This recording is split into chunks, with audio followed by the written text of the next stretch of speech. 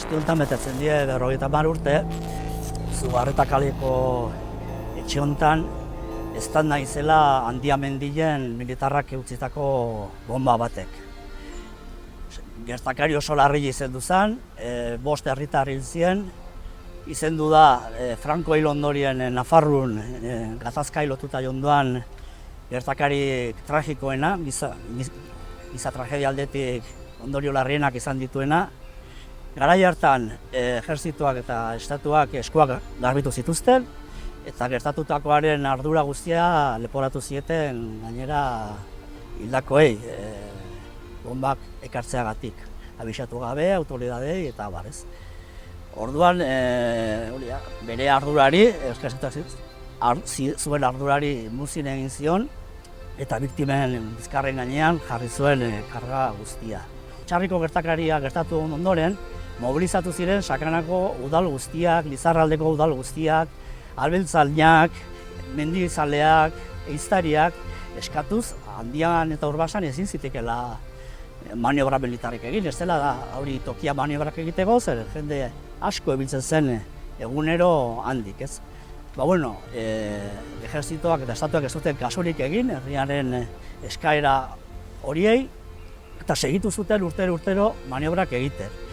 Eta Etxarrikoa gertatuta 4 urtera, 1980 urteko maiatzan, obus batek Uztegiko hartzai bat hil zuen, Miguel Arrizurieta.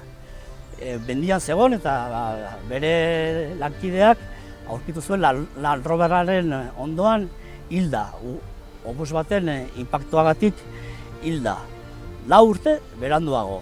Orduan, galdera da, zergatik ejertzitoa segitu zuen maniobra militarrak egiten urtez urte Handian, herriaren hitza eta erabakiaren gainetik pasatu nahian. Guztiz, justo hor dago maniobra horien motivazio politikoa esanez, momentu hartan, Franco hil ondoren, ejertzitoak esanez zuen, Franco hilda, baina hemen agintea gure eskutan segitzen du, eta hemen egingo dira gauzak guk barrazten ditugun mugen baitan. Eta gogoratu behar da, 76 Etxarriko gertakariak gertatu da, eta Uztegiko hartzaiaren heriotzaren tarte horretan, 4 urteko tarte horretan, onartu zirela Espainiako Konstituzioa eta bideratu zela Euskal Herriaren lurralde zatiketa.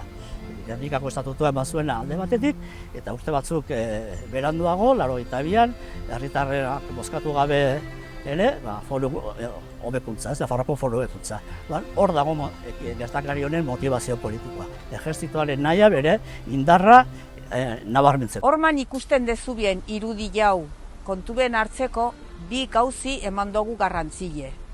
Alde batetik, hildako herritarren izenak. 50 urtez, ukatubek, izkutatubek, zokaratuik jondudien 5 herritarren izen abizenak. Segundo Maiza, Gloria Pegenaut, Saturnino Luis, Jose Miguel Zeberio eta Jose Luis Luis. Aitortza ekimen honen bitartez, nei izan diau, beraien memoria berreskuratzia, kendu dakio bien duintasune itzultzie. Eta beste aldetik, nabarmendu nahi izan diau nature, Handia Urbasako mendilen haunditasuna eta edertasuna bera. Betitik, Etxarriaren atzeko herritarrak oso lotuta jonduga mendilakin. Mendilen, bazkatu debie hemengo ganaduek.